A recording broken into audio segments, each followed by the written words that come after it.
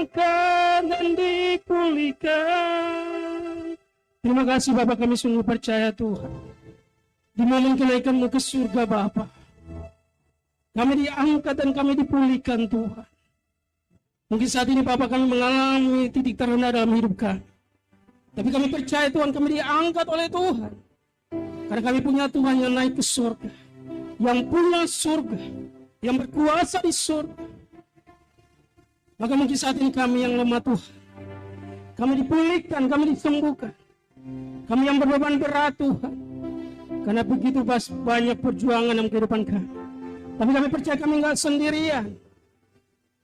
Kami punya Roh Kudus yang menolong kami. Kami punya Tuhan yang menyertai kami. Roh Kudus yang selalu menghibur kami. Sehingga kami enggak pernah takut. Kami enggak pernah menyerah. Terima kasih Tuhan. Terpujilah nama-Mu Yesus. Engkau dahsyat Bapa. Engkau sungguh luar biasa dalam kehidupan kami. Dan saat ini Bapa kami mau duduk diam untuk mendengar kebenaran firman-Mu Tuhan. Biarlah firman-Mu Bapa memulihkan setiap kami. Firman-Mu menjadi berkat bagi kami. Hamba yang menyampaikan bahkan anak-anak-Mu yang mendengarkan. Tuhan memberkati dalam nama Tuhan Yesus. Sehingga di momen ini Bapa, firman-Mu mengubahkan hidup kami, mentransformasi hidup kami Tuhan. Sehingga mungkin kami hari ini masih main-main. Kami menjadi serius di dalam Tuhan. Kami menjadi dewasa di dalam Tuhan. Kami menjadi teladan di dalam Tuhan. Bahkan Tuhan memberkati setiap yang mendengarkan. Anak-anak-Mu yang ada di ibadah onsite, yang ada di ibadah online, yang ada di YouTube, Tuhan memberkati dalam nama Tuhan Yesus. Kami percaya Bapa, pemberitaan firman menjadi berkat bagi kami semua. Terima kasih Bapa yang baik. Terima kasih Tuhan Yesus. Sungguh kami telah memuji nama-Mu, memuliakan nama-Mu Tuhan Yesus, meninggikan nama-Mu Bapa. Engkau bertata di tempat ini.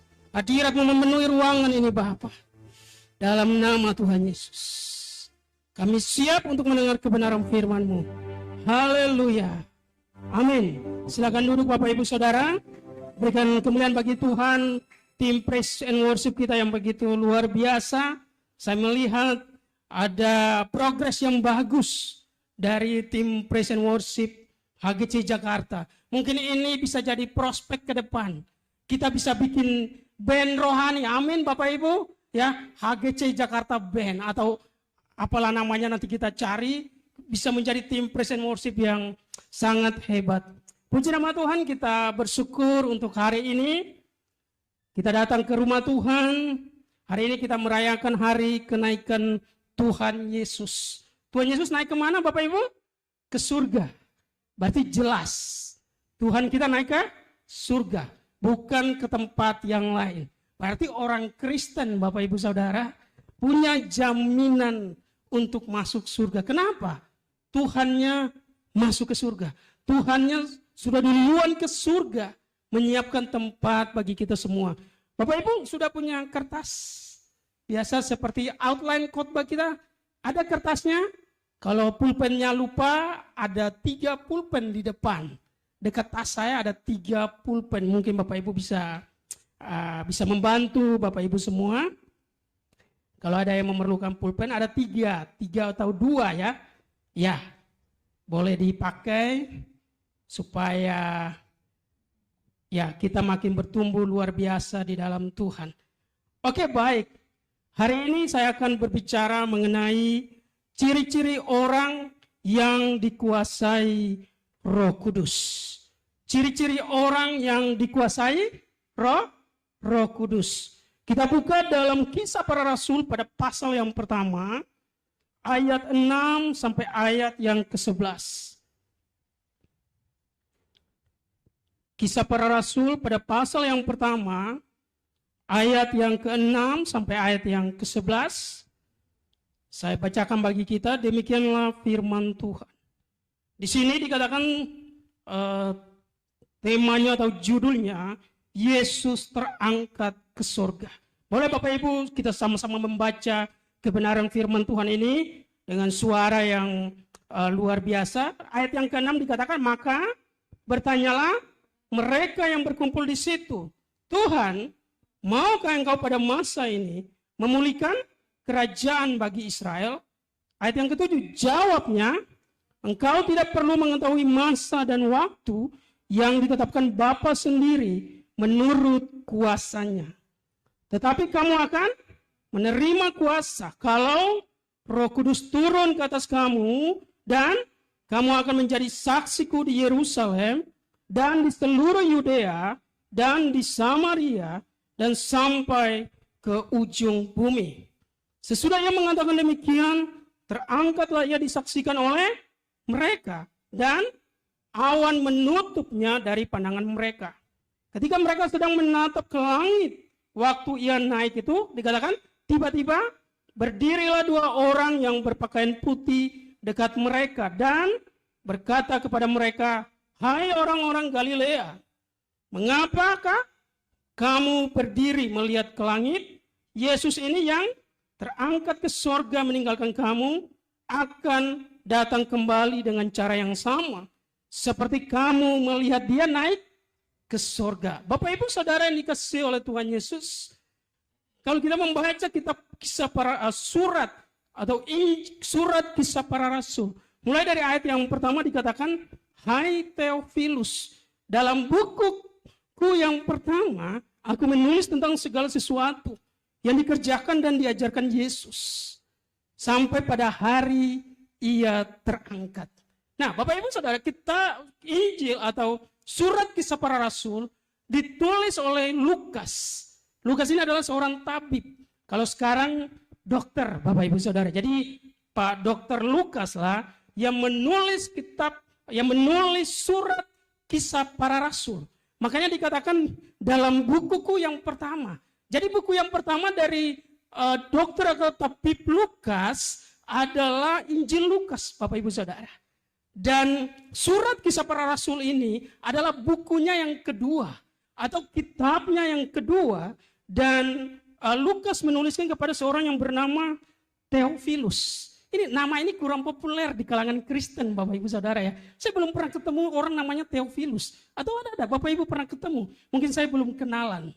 Nanti satu saat kalau ada yang nama Theophilus, ajak ke gereja ya, biar saya bisa kenalan begitu. Nah, Theophilus ini adalah orang yang baru percaya kepada Tuhan.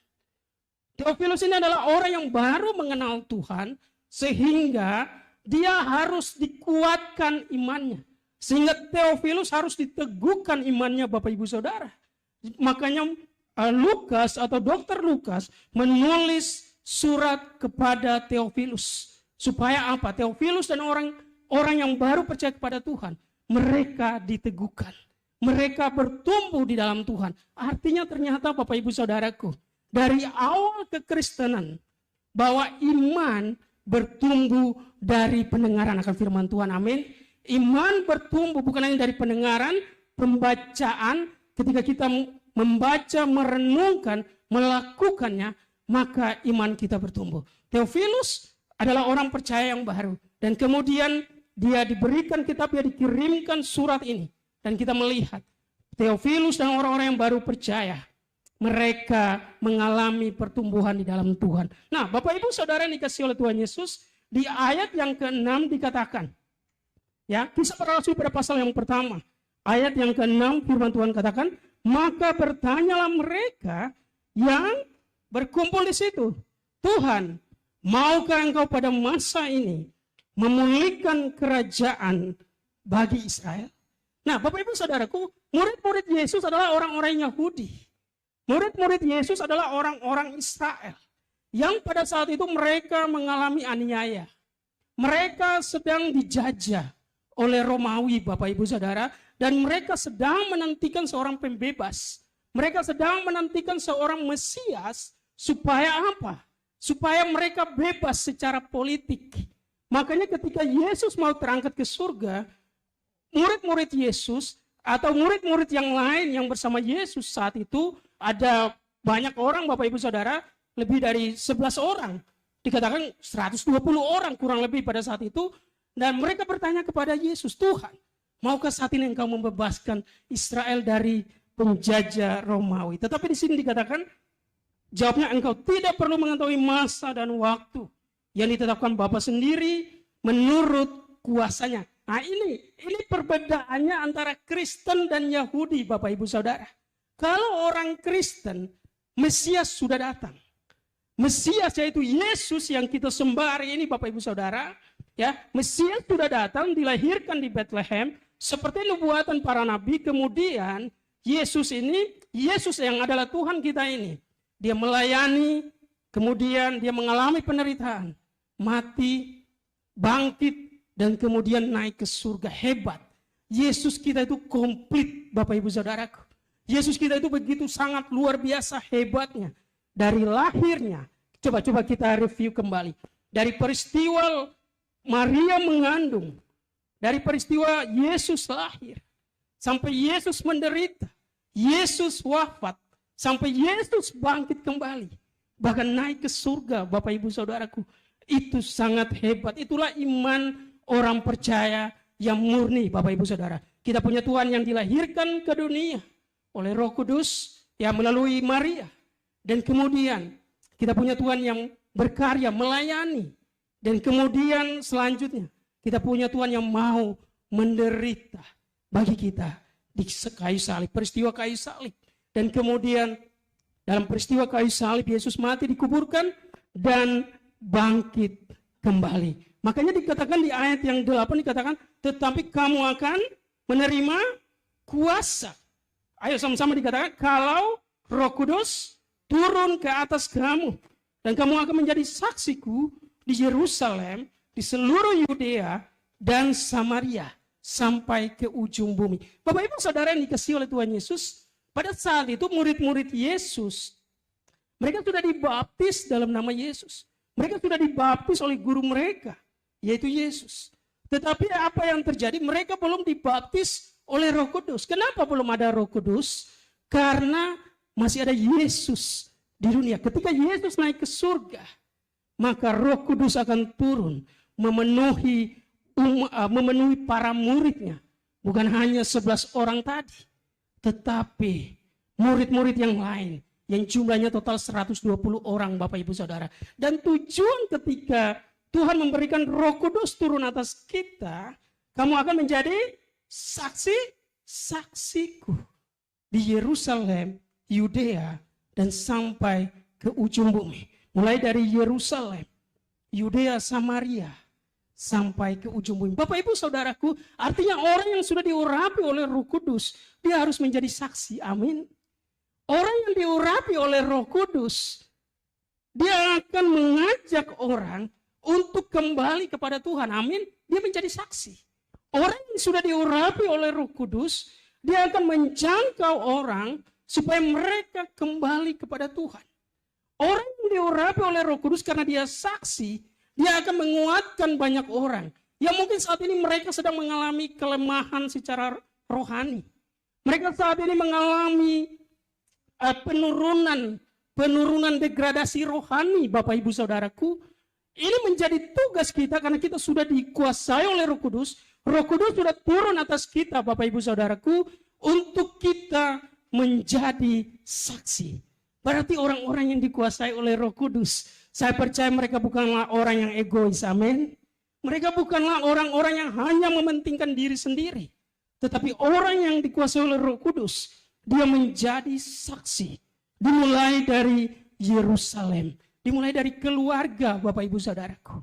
Dimulai dari orang terdekat, dari Yerusalem, Yudea, Samaria, sampai kepada ujung bumi. Jangan sampai, Bapak Ibu Saudaraku, kita melayani hebat. Jangan sampai pelayanan kita luar biasa.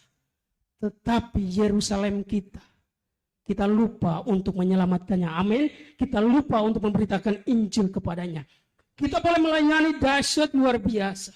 Tapi jangan sampai Yerusalem kita terbengkalai. Orang-orang yang terdekat kita, keluarga kita, mereka tidak mengenal Tuhan, Bapak Ibu Saudaraku. Kenapa? Karena kita hanya fokus ke ujung dunia. Kita hanya fokus ke Samaria. Kita hanya fokus ke Yudea. Tapi kita nggak fokus ke Yerusalem kita. Saya percaya orang-orang yang dikuasai oleh Roh Kudus, dia mau, bukan hanya dia bertumbuh di dalam Tuhan, tetapi keluarganya pun bertumbuh maju di dalam Tuhan. Amin. Makanya Bapak Ibu Saudaraku, peristiwa kenaikan Yesus ke surga, Yesus terangkat di surga, ke surga, kita diberikan oleh Roh Kudus supaya kita menjadi saksi. Bukan hanya di Yerusalem, keluarga kita, Yudea, Samaria, sampai ke ujung bumi. Makanya di ayat yang ke-9 dikatakan, sesudah yang mengatakan demikian, terangkatlah ia disaksikan oleh mereka, dan awan menutupnya dari pandangan mereka. Ketika mereka sedang menatap ke langit waktu ia naik itu, tiba-tiba berdiri dua orang yang berpakaian putih dekat mereka dan berkata kepada mereka, hai orang-orang Galilea, mengapakah kamu berdiri melihat ke langit? Bapak Ibu Saudara yang dikasihi oleh Tuhan Yesus, Yesus ketika itu ada di Yerusalem, ya, di Bukit Betania, dan Yesus Bukit Zaitun, Yesus terangkat ke surga. Yesus naik ke atas. Ini menarik. Kenapa? Saya pernah menemukan ada orang yang bertanya kepada saya, Pak. Iya, beliau bertanya kepada saya, surga itu di mana, Pak? Dan ya namanya waktu itu masih anak baru, waktu kuliah, Bapak Ibu Saudaraku, itu pertanyaannya agak lumayan buat saya berpikir keras. Saya bilang, nanti ya, saya kalau orangnya nggak tahu Bapak Ibu, saya nggak so tahu. Saya bilang nanti saya kalau ketemu jawabannya, saya cari tahu dulu, kalau saya sudah tahu, saya akan kasih tahu. Dan kemudian beberapa waktu kemudian, ini kan harus hati-hati, jangan sampai salah Bapak Ibu Saudara. Pendeta kalau salah jawab, viral Bapak Ibu Saudaraku. Makanya pendeta nggak usah buru-buru jawab. Kalau nggak tahu jujur, saya belum tahu. Nanti saya cari tahu. Saya orangnya begitu Bapak Ibu Saudaraku. Tapi kalau saya tahu, saat itu juga saya akan kasih tahu Bapak Ibu Saudaraku. Dan kemudian pertanyaannya, di manakah surga? Dan saya teringat ketika peristiwa Yesus naik ke surga, Yesus ke atas Bapak Ibu Saudara. Dan kemudian karena saya orang teologi, saya katakan begini, surga dan langit dalam bahasa Ibrani sama, samayim. Artinya surga itu di atas langit. Dan itu dibuktikan oleh Yesus sendiri ketika Yesus naik ke atas Bapak Ibu Saudaraku. Makanya kalau Bapak Ibu naik pesawat, kalau naik pesawat saya suka lihat ke langit. Ternyata ke langit makin tinggi Bapak Ibu Saudaraku. Kita kalau dari pesawat lihat ternyata makin tinggi juga seperti kita lihat ketika kita berada di daratan. Kita lihat ke atasnya. Bapak Ibu Saudara yang dikasihi oleh Tuhan Yesus, murid-murid sedang memandang kepada Yesus. Dan kemudian muncul malaikat datang kepada mereka. Yesus yang naik ke surga, dia akan kembali seperti ketika dia naik. Berarti nanti Yesus, ingat baik, Bapak Ibu yang orang-orang yang sudah dikuasai oleh Roh Kudus harus memahami ini dengan baik. Ketika Yesus nanti datang kedua kalinya, kalau orang Yahudi, mereka hanya percaya Yesus belum datang, Mesias belum datang. Karena bagi mereka secara politik, bagi orang Kristen sudah datang, Yesus sudah datang. Dan kita menantikan yang kedua, mereka menantikan yang pertama, Bapak Ibu Saudaraku. Makanya kita harus memberitakan Yesus kepada mereka supaya mereka diselamatkan. Dan ketika dikatakan Yesus, mereka sedang melihat ke langit, malaikat katakan, nanti Yesus datang kali yang kedua akan sama seperti ia datang. Berarti nanti Yesus kalau datang itu di Yerusalem Bapak Ibu Saudara, bukan di puncak. Kenapa? Waktu saya SMA, ada seorang hamba Tuhan mengatakan begini. Saya lupa namanya, saya nggak usah sebut. Nanti tanggal sekian, bulan sekian, Yesus datang di puncak. Saya waktu itu nggak tahu puncak di mana. Bapak Ibu saya sekolah di Kupang ya, ibu kota provinsi. Saya tahunya Bogor. Saya nggak tahu puncak. Karena puncak mungkin tinggi kali ya. Jadi tinggi juga ketika Yesus naik. Bukit Zaitun kan agak tinggi ya. Nah, dan hamba Tuhan ini Bapak Ibu Saudara mempengaruhi banyak orang. Saya ingat waktu itu saya masih sekolah, ada orang-orang yang jual harta. Mungkin Bapak Ibu yang hari-hari ini umurnya di atas, 45 ke atas mungkin tahu. Ya, kalau teman-teman yang Gen Z nggak tahu nih, mereka masih TK mungkin saat itu. Karena saat itu saya masih sekolah SMP kalau nggak salah atau SMA. Nah kemudian hamba Tuhan ini mengatakan, Yesus nanti turun di puncak. Ayo, kalian yang percaya jual harta, mari kita ke puncak untuk menyambut Yesus. Dan apa yang terjadi? Akibat mereka tidak memahami kebenaran dengan baik. Bukan Tuhan yang mereka temui, tetapi brimob Bapak Ibu Saudara. Hamba Tuhan tersebut ditangkap oleh Brimob. Kenapa? Karena dia menyesatkan banyak orang. Nah, di sini kita melihat, kita belajar sebagai orang percaya yang dikuasai oleh Roh Kudus. Kita harus hati-hati dengan berbagai ajaran yang mungkin saja kurang sehat. Ajaran yang mungkin saja menyesatkan kita. Makanya kita harus pahami kitab suci dengan luar biasa. Jadi sebagai anak Tuhan, kita harus memahami kedatangan Yesus yang kedua. Itu juga di Yerusalem. Seperti Yesus naik ke atas, dia akan turun di tempat yang sama. Jadi besok kalau ada yang dapat hal baru, Yesus mau di puncak, mau di puncak Bogor, mau di puncak Papua, mau dimanapun, nggak usah percaya Bapak Ibu Saudaraku. Karena kedatangan Yesus yang kedua pun nggak ada yang tahu, hanya Bapa yang tahu. Amin. Maka mari kita belajar, itu baru openingnya Bapak Ibu Saudara yang dikasih oleh Tuhan Yesus, baru pendahuluannya. Kita belajar hari ini ciri-ciri orang yang dikuasai oleh Roh Kudus. Boleh? Bapak Ibu bisa mencatat. Mungkin dari tadi tangannya sudah siap-siap mencatat. Tapi karena openingnya agak lama, pendahuluannya agak lama, sehingga baru kita akan melihat di sini. Ada begitu banyak janji yang Yesus berikan kepada kita, tetapi ada satu janji yang penting yang ditekankan oleh Yesus dengan jalan kenaikannya ke surga, yaitu janji tentang kedatangan Roh Kudus. Roh Kudus inilah yang menjadi penggenapan dari apa yang Yesus katakan, di mana Ia akan menyertai sampai selama-lamanya, karena Roh Kudus ada dan berdiam di dalam kita. Ingat baik Bapak Ibu Saudara yang dikasihi oleh Tuhan Yesus, orang-orang yang sudah percaya kepada Tuhan Yesus, orang-orang yang kemudian dibaptis. Makanya dalam perintah amanat agung dikatakan, baptislah mereka dalam nama Bapa, Anak, dan Roh Kudus. Ketika kita sudah mengalami dibaptis oleh Tuhan, Roh Kudus turun ke atas orang percaya. Dan kemudian Roh Kudus akan berdiam di dalam diri orang percaya, Bapak Ibu Saudaraku, sehingga orang percaya menjadi kuat. Orang percaya menjadi hebat di hadapan Tuhan. Orang percaya mereka memiliki perasaan, pikiran seperti Kristus. Kenapa? Karena sudah ada Roh Kudus yang berdiam dalam hidup kita.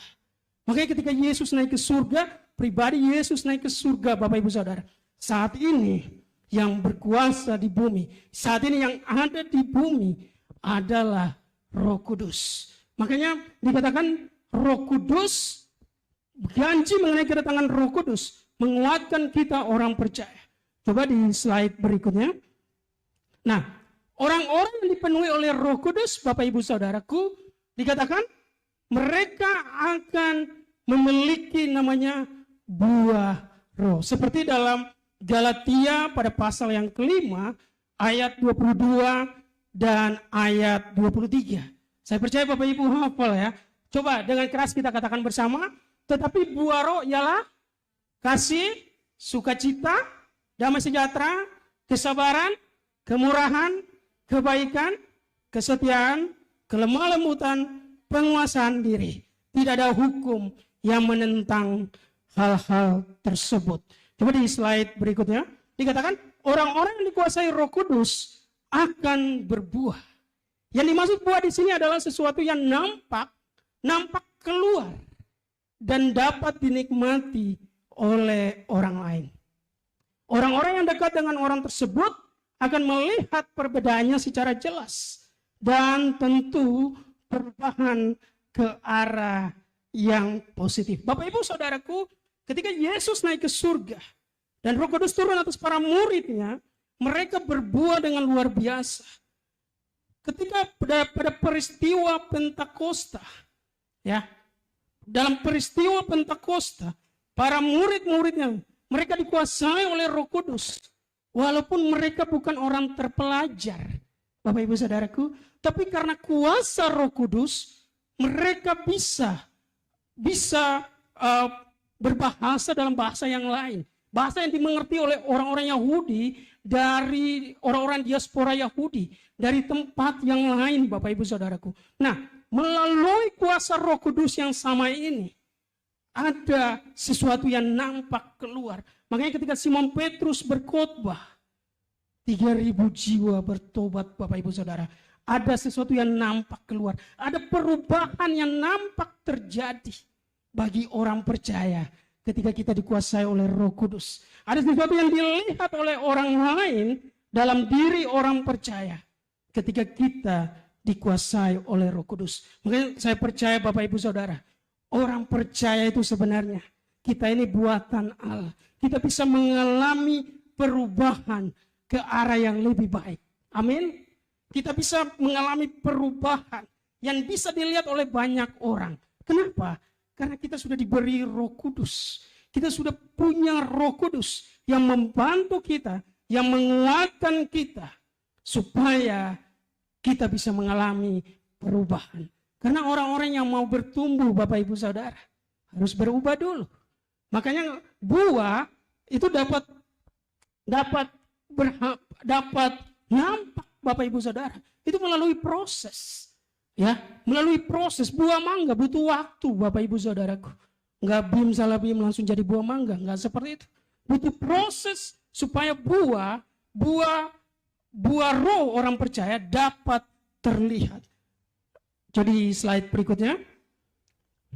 Nah, dikatakan di sini ada 3 ciri-ciri orang yang dikuasai oleh Roh Kudus. Yang pertama, memiliki perasaan atau pikiran Kristus. Kita buka dalam Filipi pada pasal yang kedua, ayat yang kelima.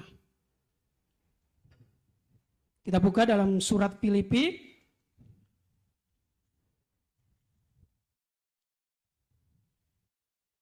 pada pasal yang kedua, ayat yang kelima, dengan suara yang keras kita katakan bersama, dikatakan, hendaklah kamu dalam hidupmu bersama menaruh pikiran dan perasaan yang terdapat juga dalam Kristus. Di slide berikutnya coba. Nah, Bapak Ibu Saudara yang dikasihi oleh Tuhan Yesus, orang-orang yang dipenuhi Roh Kudus akan memiliki perasaan dan pikiran Kristus. Dampak yang dihasilkan kemudian adalah mereka penuh dengan belas kasihan, rendah hati, memperhatikan kepentingan orang lain. Hidupnya tidak hanya bagi diri sendiri, namun hidupnya menjadi berarti bagi Allah. Hidupnya menjadi berkat bagi sesamanya. Hidupnya menjadi berkat bagi orang lain. Jadi Bapak Ibu Saudaraku, ciri orang yang dikuasai oleh Roh Kudus. Yang pertama, dia memiliki perasaan atau pikiran di dalam Kristus. Orang yang memiliki perasaan atau pikiran di dalam Kristus, dia katakan dia punya belas kasihan. Dia rendah hati Bapak Ibu Saudara. Dia memperhatikan kepentingan orang lain. Makanya standar kekristenan itu berbeda dengan dunia Bapak Ibu Saudara. Apa yang ingin orang lain lakukan kepada kita adalah kita dahulu melakukannya kepada orang lain. Itu standar Kristen. Ingat baik, apa yang ingin orang lain lakukan kepada kita, haruslah pertama kita lakukan dahulu kepada orang tersebut. Berbeda dengan standar dunia Bapak Ibu Saudara. Kalau kita mau supaya diperlakukan baik, ya, kita menuntut orang lain untuk baik dulu, baru kita baik. Tapi Bapak Ibu Saudara, kekristenan, kalau kita mau baik dengan orang lain, pertama kita harus jadi baik. Nah, ini perbedaan yang harus dimengerti oleh orang percaya. Apa yang ingin orang lain lakukan kepada kita, lakukan dahulu hal tersebut kepada orang lain. Maka orang akan melihat teladan itu. Orang akan melihat contoh itu. Dan mereka akan melakukannya kepada kita. Berarti dalam kekristenan Bapak Ibu Saudaraku, nggak ada paksaan untuk orang lain melakukan seperti yang kita lakukan. Tetapi justru yang ada adalah kita melakukan teladan terlebih dahulu kepada orang lain. Dan kemudian orang lain akan melakukannya kepada kita. Bahkan juga dikatakan memperhatikan kepentingan orang lain. Saya percaya Bapak Ibu Saudaraku, orang yang memiliki pikiran atau perasaan dalam Kristus, dia akan melihat kepentingan orang lain di atas kepentingan dirinya sendiri. Makanya ada seorang yang sangat terkenal, Mother Teresa, Bapak Ibu Saudaraku.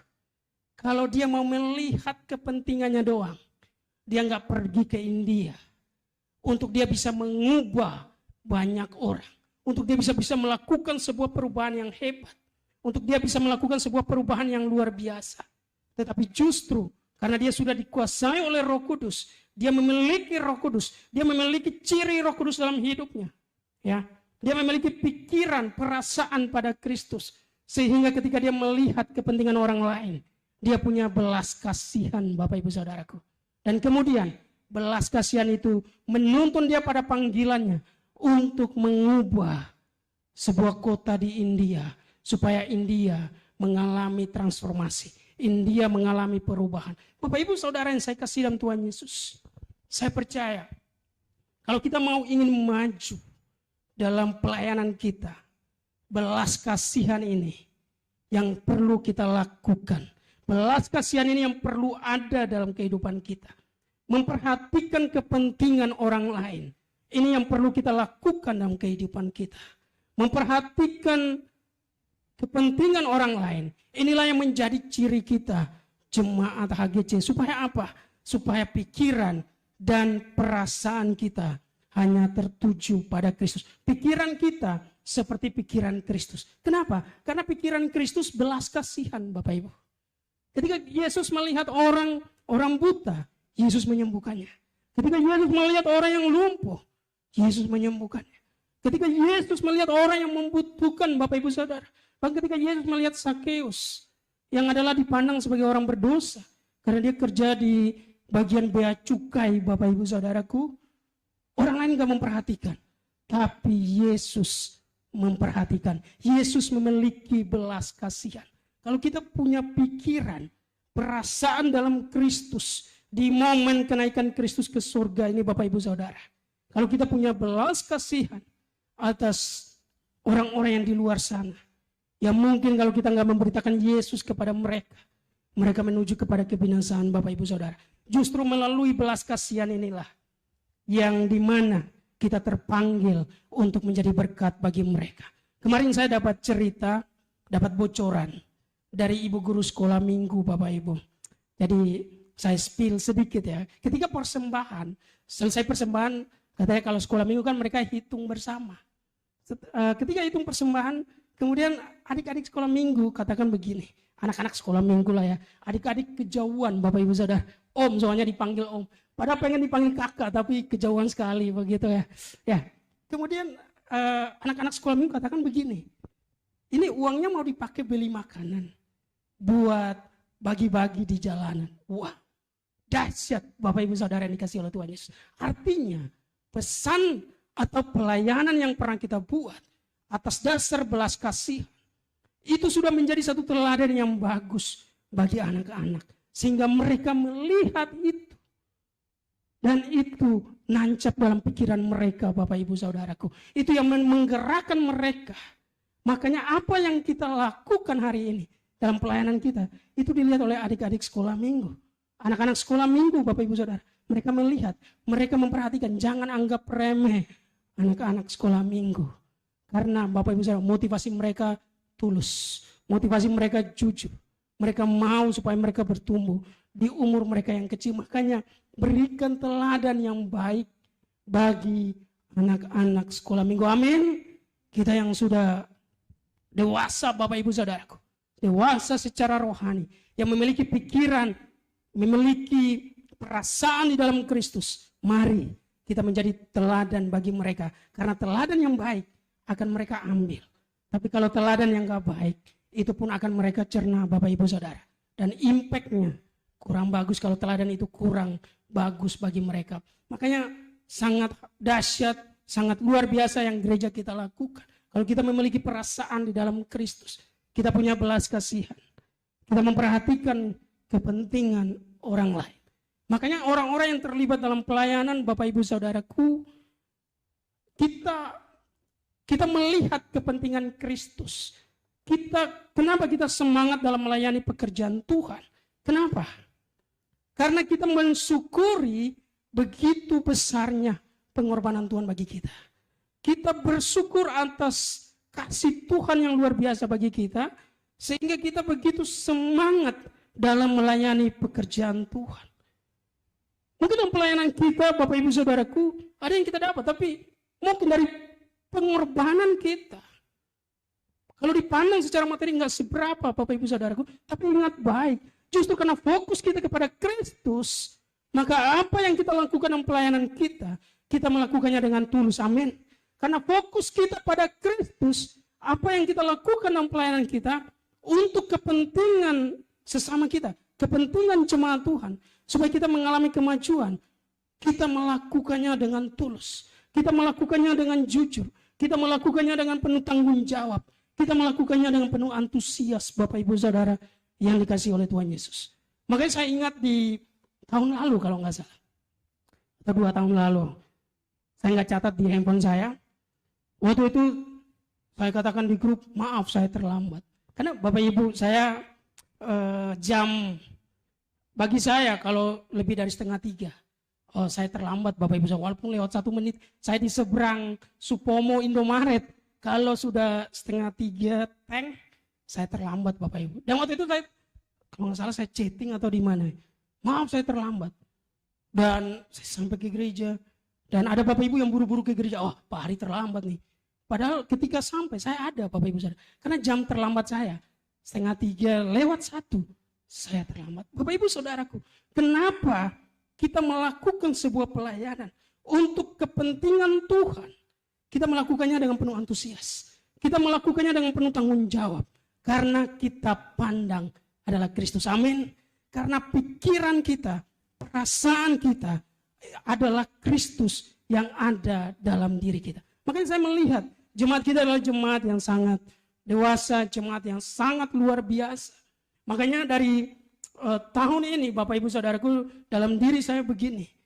Terkadang saya lupa mengajak jemaat untuk ke gereja. Tapi kadang saya berpikir begini, kita kan sudah lama ya. Ya jadi saya nggak terlalu banyak mengajak. Kalau jemaat yang sudah lama Bapak Ibu Saudara pasti tahu jam 4 sore ibadah di Pop Hotel Jakarta Selatan, Bapak Ibu Saudaraku. Kalaupun nggak ada ibadah, kita info. Jadi saya melihat, walaupun saya kurang mengajak, tapi saya melihat antusias Bapak Ibu sangat dahsyat. Antusias Bapak Ibu sangat luar biasa. Kenapa? Karena Bapak Ibu melihat kepentingan Tuhan. Maka Bapak Ibu mau terlibat dalam pelayanan di gereja. Karena Bapak Ibu melihat kepentingan sesama kita. Kepentingan sesama anak Tuhan. Kita mau menjadi berkat bagi banyak orang. Amin. Kita mau hidup kita menjadi dampak yang positif bagi banyak orang. Artinya orang-orang yang memiliki perasaan, orang-orang yang memiliki pikiran dalam Kristus, hidupnya pasti jadi berkat bagi banyak orang. Amin. Orang-orang yang memiliki perasaan atau pikiran dalam Kristus, hidupnya akan berbuah bagi orang lain. Amin. Hidupnya akan berarti bagi orang lain. Hidupnya akan terlihat maju. Bapak Ibu Saudara, pertumbuhan imannya akan terlihat baik secara kuantitas atau juga secara kualitas, akan terlihat bagi orang lain. Jadi mari saya mengajak kita anak Tuhan, mari lakukan yang terbaik dalam setiap apa yang menjadi tugas pelayanan kita. Lakukan yang terbaik dalam rumah tangga kita, lakukan yang terbaik Bapak Ibu Saudaraku. Dalam pekerjaan kita, lakukan yang terbaik. Kenapa? Karena kita sudah ada Roh Kudus. Roh Kudus sudah ada dalam diri kita. Perasaan Kristus sudah ada dalam diri kita. Dalam usaha bisnis kita, lakukan yang terbaik Bapak Ibu Saudaraku. Ya, dalam setiap apa yang kita lakukan, lakukanlah semata-mata untuk Kristus dan bukan untuk manusia. Amin. Jadi ciri yang pertama, ya, memiliki perasaan dan pikiran Kristus. Dan yang kedua, Bapak Ibu Saudara yang dikasihi oleh Tuhan Yesus, ciri-ciri orang yang dikuasai oleh Roh Kudus, yang dikuasai Roh Kudus. Yang kedua, dikatakan memiliki kerohanian yang dewasa. Kita buka dalam 1 Korintus pada pasal yang ke-13 ayat yang ke-11. 1 Korintus pada pasal yang ke-13 ayat yang ke-11. Ayo dengan suara nyaring kita sama-sama bacakan. Di sini katakan, ketika aku kanak-kanak, aku berkata seperti kanak-kanak. Aku merasa seperti kanak-kanak. Aku berpikir seperti kanak-kanak. Sekarang sesudah aku menjadi dewasa, aku meninggalkan sifat kanak-kanak itu. Bapak Ibu Saudara yang dikasihi oleh Tuhan Yesus, di sini dikatakan bahwa ciri orang yang dikuasai oleh Roh Kudus yang kedua memiliki kerohanian yang dewasa. Ternyata kerohanian orang percaya itu dimulai dari pertama dari bayi rohani. Dari bayi rohani kemudian bertumbuh mendengar kebenaran firman Tuhan, membaca kebenaran firman Tuhan dari bayi, ya balita, Bapak Ibu Saudara, jadi anak kecil, jadi remaja, jadi pemuda, kemudian jadi dewasa rohani. Pertumbuhan iman dari bayi rohani sampai dewasa rohani itu tidaklah ditentukan oleh umur, Bapak Ibu Saudara. Ingat baik, pertumbuhan iman orang percaya dimulai dari bayi rohani, itu tidak ditentukan oleh umur. Mungkin hari ini Bapak Ibu baru proklaim, saya mau bertumbuh dalam Tuhan. Mungkin Bapak Ibu sudah umur 40-an. Nggak terlambat. Mungkin hari ini Bapak Ibu mulai proklaim. Bapak Ibu mulai deklarasi dalam Tuhan. Saya mau bertumbuh, saya mau start bayi rohani dari umur 20-an. Belum terlambat Bapak Ibu Saudara. Bahkan dari umur 40-an, 50-an, 60-an belum terlambat. Kenapa? Masih ada waktu untuk kita mau bertumbuh di dalam Tuhan. Nah, kerohanian yang dewasa Bapak Ibu Saudaraku itu ditentukan oleh firman Tuhan yang luar biasa. Makanya di sini katakan, orang yang dikuasai Roh Kudus akan mengetahui kehendak Allah dengan baik. Orang tersebut bisa membedakan yang jahat dan yang baik.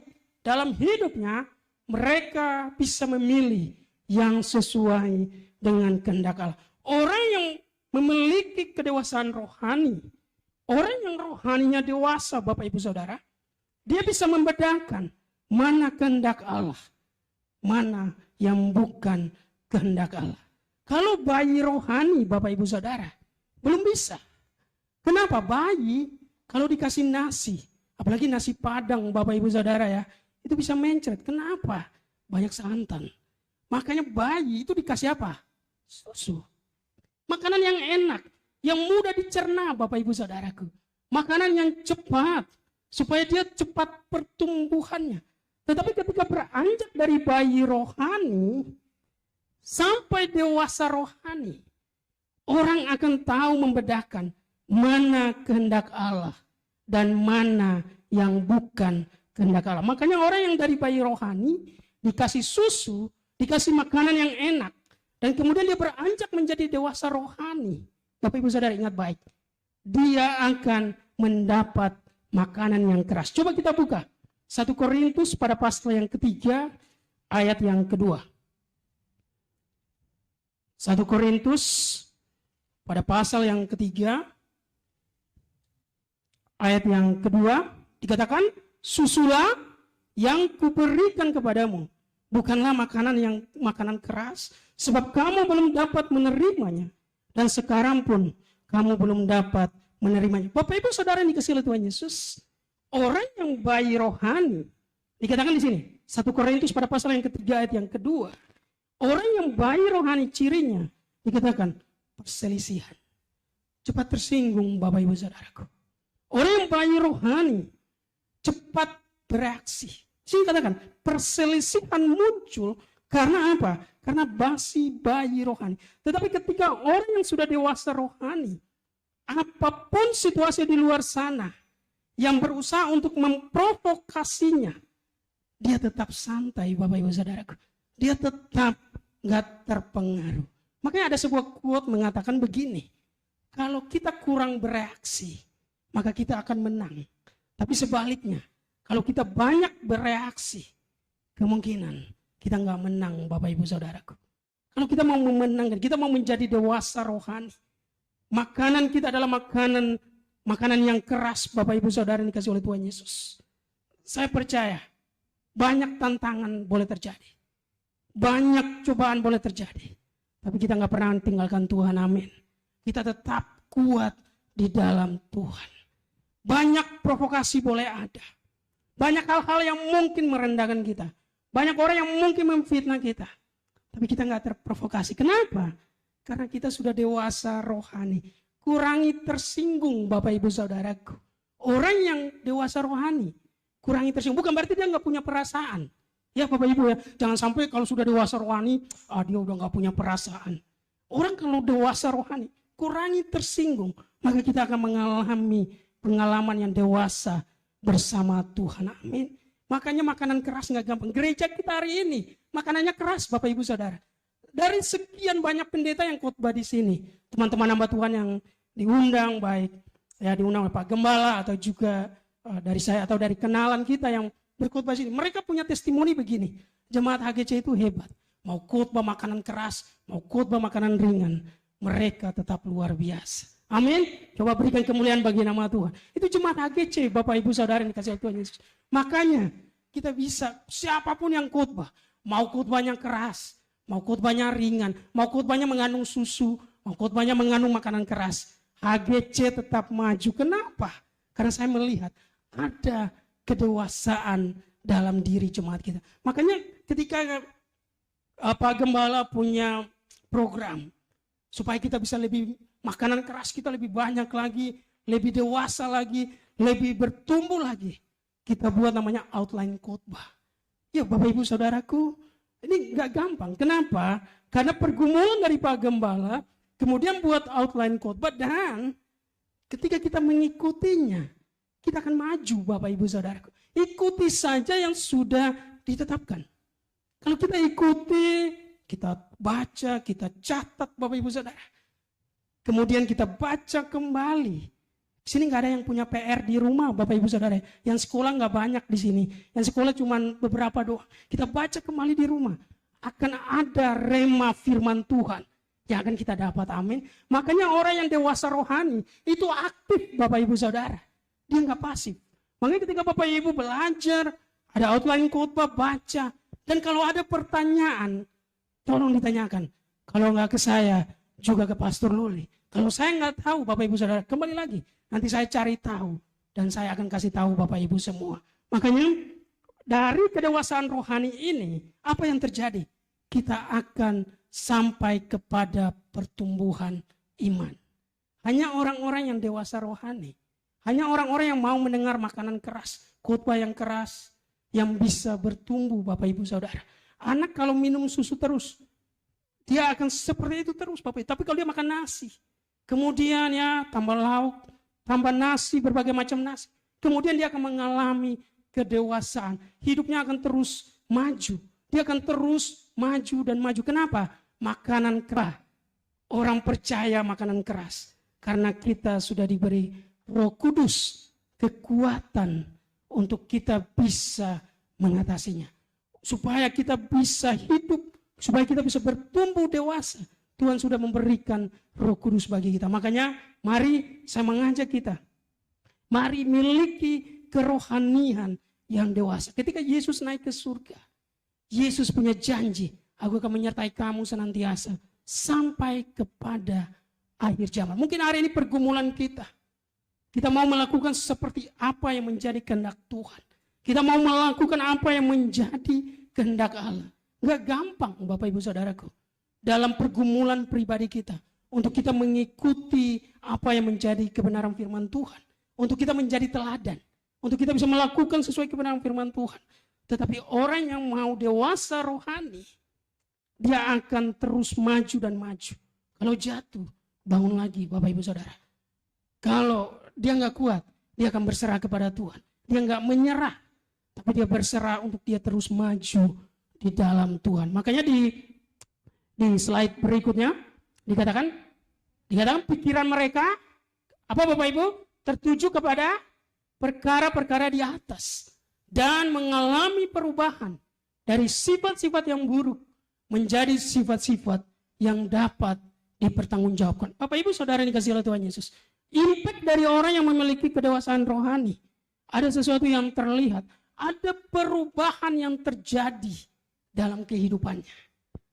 Makanya kalau kita sudah sampai kepada tahap ada sebuah perubahan yang terjadi dalam hidup kita, maka Bapak Ibu Saudara, mungkin hal itu perubahan yang kecil, perubahan yang sangat kecil.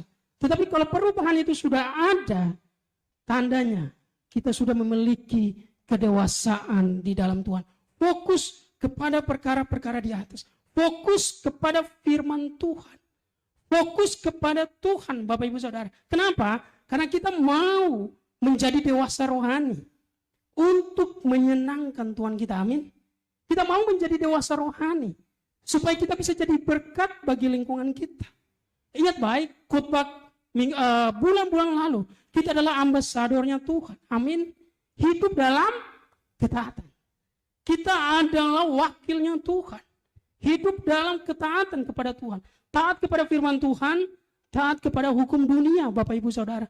Makanya khotbah ini sebenarnya sangat terngiang terus di kepala saya, Bapak Ibu.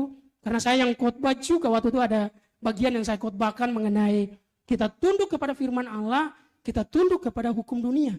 Makanya di tempat saya ada jalan.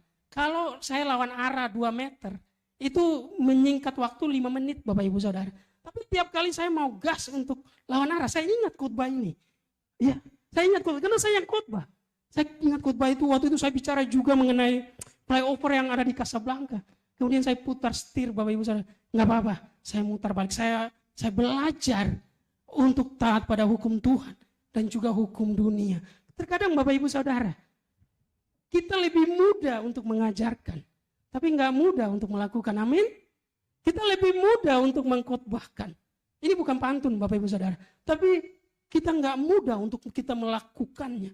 Makanya firman Tuhan, fokus kepada perkara yang di atas, maksudnya firman Tuhan ada dalam pikiran kita, firman Tuhan ada dalam jiwa kita, firman Tuhan ada dalam hidup kita. Sehingga ketika kita mau melakukan sebuah pelanggaran, baik itu pelanggaran akan firman Allah, pelanggaran akan hukum dunia, Roh Kudus mengingatkan kita supaya kita terus hidup dalam kebenaran.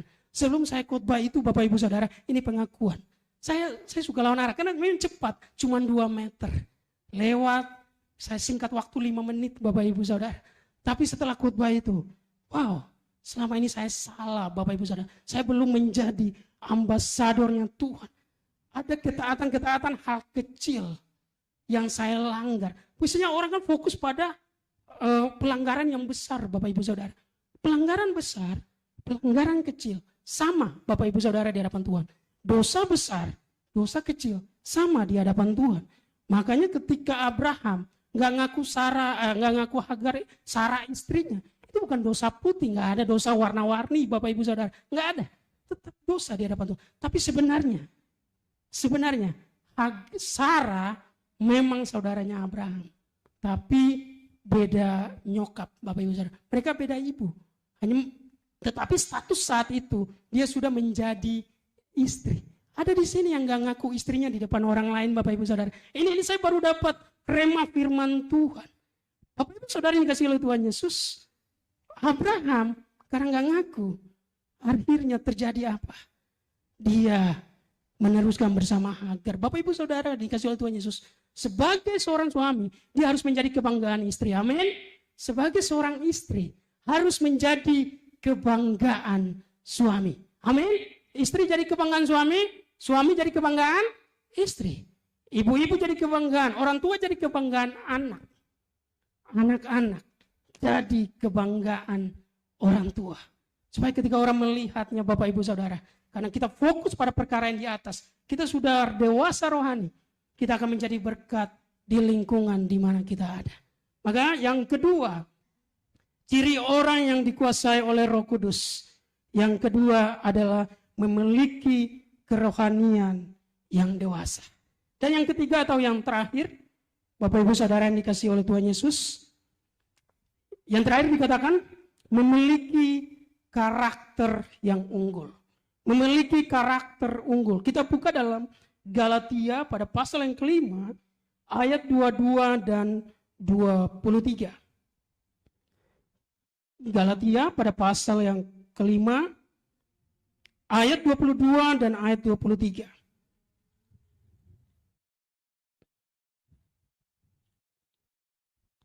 Di sini dikatakan, kita baca bersama Galatia pada pasal yang kelima ayat 22 dan 23. Dikatakan, tetapi buah roh ialah kasih, sukacita, damai sejahtera, kesabaran, kemurahan, kebaikan, kesetiaan, kelemah lembutan, penguasaan diri. Tidak ada hukum yang menentang hal-hal itu.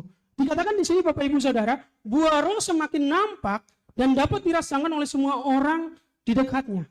Kasih yang semakin besar kepada Allah dan semua orang, makin sabar, tenang, murah hati, penuh kebaikan, kelemah lembutan, setia dan penguasaan diri. Karakter unggul ini menjadi bagian yang tidak terpisahkan dari orang-orang yang dipenuhi oleh Roh Kudus. Jadi Bapak Ibu Saudara, pertanyaan saya, berapa jumlah buah roh? Berapa Bapak Ibu Saudara? Ada yang bisa jawab? Berapa? 10? 9. Ada yang jawab 9? Coba angkat tangan, ini nggak mempengaruhi nilai kedewasaan rohani Bapak Ibu. Yang jawab 9? Oh, ada yang jawab 9. Ada berapa lagi? 9 terus? Bapak Ibu Saudara, buah roh itu cuma satu. Makanya dikatakan buah roh, bukan buah-buah.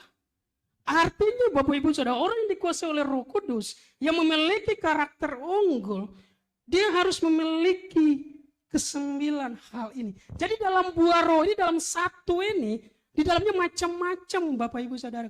Di dalamnya termasuk yang 9 ini.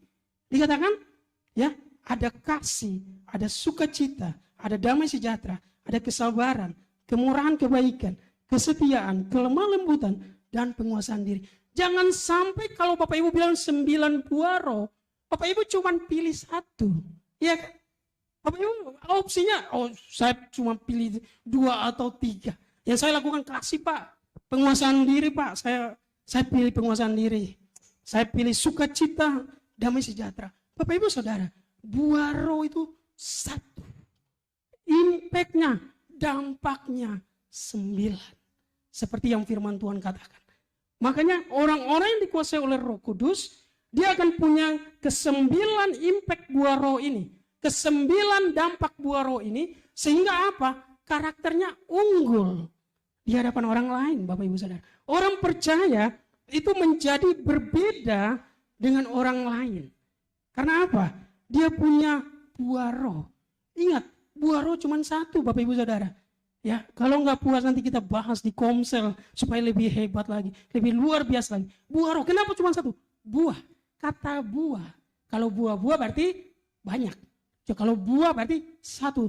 Dalam buah roh ini ada 9 hal, ada 9 dampak, ada 9 impact yang harus kita punya sebagai orang percaya. Supaya kita punya karakter yang unggul di hadapan orang lain. Makanya kalau sekolah-sekolah unggul Bapak Ibu Saudara, pernah Bapak Ibu Saudara tahu sekolah unggul? Kenapa? Dia punya pelajaran bahasa Inggris, punya pelajaran bahasa Mandarin, punya pelajaran beberapa bahasa yang lain Bapak Ibu Saudaraku, sehingga dia dikatakan unggul. Dia berbeda, dia lebih hebat dari orang lain, dia lebih hebat dari sekolah lain. Orang percaya yang mau unggul, orang percaya yang sudah punya Roh Kudus, dan mau memiliki karakter yang unggul. Ada 9 hal ini Bapak Ibu Saudara yang menjadi tugas kita. Satu buah roh, tapi di dalam satu buah roh ada 9 hal yang perlu kita lakukan.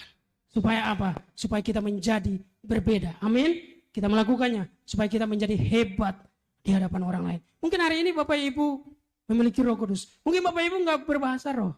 Tapi Bapak Ibu kalau memiliki buah roh, itu hebat Bapak Ibu Saudara. Mungkin hari ini Tuhan belum mengaruniakan Bapak Ibu bahasa roh. Tetapi kalau kita memiliki buah roh dalam kehidupan kita, kita akan menjadi hebat, kita akan menjadi unggul, kita akan menjadi berkat bagi orang lain. Kita akan menjadi keunggulannya Tuhan. Kehidupan kita akan menjadi berkat bagi orang lain.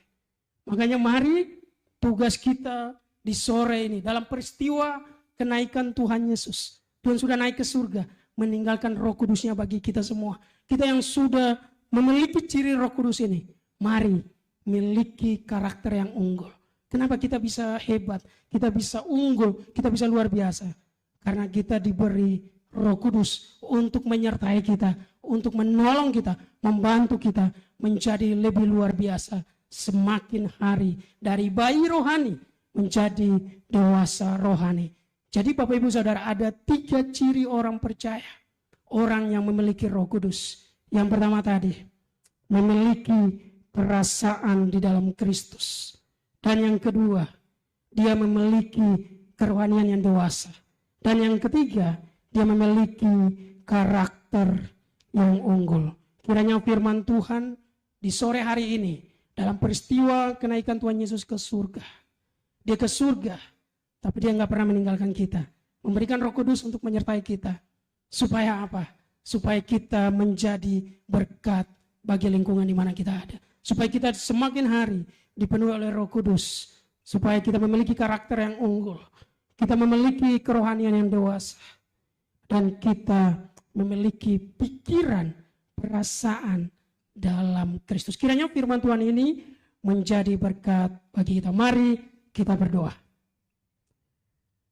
Terima kasih Bapak yang baik, kami bersyukur Bapak. Berterima kasih Tuhan. Dalam momen kenaikan-Mu ke surga Bapa, mengajarkan kami Tuhan Yesus, bahwa kami yang sudah dipenuhi oleh Roh Kudus, kami semakin hari semakin dewasa dalam Tuhan. Kami memiliki karakter yang unggul, berbeda dengan orang lain. Kami tampil berbeda, sehingga ketika orang lain melihatnya, nama Tuhan dipermuliakan. Kami memiliki perasaan pikiran dalam Kristus. Kami memiliki belas kasihan. Kami mau melakukan, memperhatikan kepentingan orang lain. Kami mau memberikan yang terbaik, baik dalam pelayanan kami, pekerjaan kami, keluarga kami, setiap usaha bisnis kami itu. Dan kami mau menjadi dewasa rohani. Mungkin hari ini Tuhan Yesus, kami masih menjadi pribadi yang belum dewasa rohani. Kami masih beranjak dari bayi rohani menuju dewasa rohani. Tapi kami percaya oleh Roh Kudus-Mu Tuhan, berikan kami kekuatan supaya kami mampu menjadi orang yang dewasa rohani. Sehingga kehidupan kami menjadi berkat bagi lingkungan di mana kami ada. Terima kasih Bapak yang baik. Kiranya Tuhan Yesus dalam peristiwa kenaikan-Mu ke surga Bapa, penuhi kami semua dengan kuasa Roh Kudus, sehingga kami mampu melakukan buah roh dalam kehidupan kami. Sehingga dampaknya, impactnya, kami memiliki kasih, kami memiliki sukacita, kami ada damai sejahtera ketenangan dari Tuhan. Kami ada kemurahan, kebaikan, kesetiaan, lemah lembutan, dan juga penguasaan diri. Mungkin dari 9 impact ini Tuhan, kami belum berhasil melakukan beberapa hal. Roh Kudus tolong kami, mampukan kami Bapa, sehingga kami mampu melakukannya. Sehingga hidup kami menjadi berarti bagi banyak orang. Kami fokus kepada perkara yang di atas. Kami tahu membedakan mana kehendak Allah dan mana yang bukan kehendak Allah. Terima kasih Bapak yang baik. Tolong kami semua Tuhan, hamba yang menyampaikan, bahkan jemaat-Mu yang mendengarkan, sehingga firman Tuhan ini menjadi berkat bagi kami. Firman Tuhan ini ada dalam pikiran kami. Firman Tuhan ini ada dalam relung jiwa kami. Firman Tuhan ini ada dalam hati kami, tersimpan dalam hati kami. Sehingga dimanapun kami berada, kami mampu melakukannya Tuhan. Terima kasih Bapak yang baik, yang mungkin mendengar firman Tuhan ini melalui YouTube. Bila firman Tuhan ini bahkan banyak orang, sehingga mereka menjadi berkat bagi banyak orang. Terima kasih Bapak yang baik. Ini syukur kami Bapak, ini doa kami Tuhan. Dan kami siap untuk menjadi dewasa rohani. Kami siap memiliki perasaan, pikiran dalam Kristus. Kami siap memiliki karakter yang unggul, yang berbeda dengan orang dunia. Dalam nama Tuhan Yesus. Haleluya. Amin. Berikan kemuliaan bagi nama Tuhan.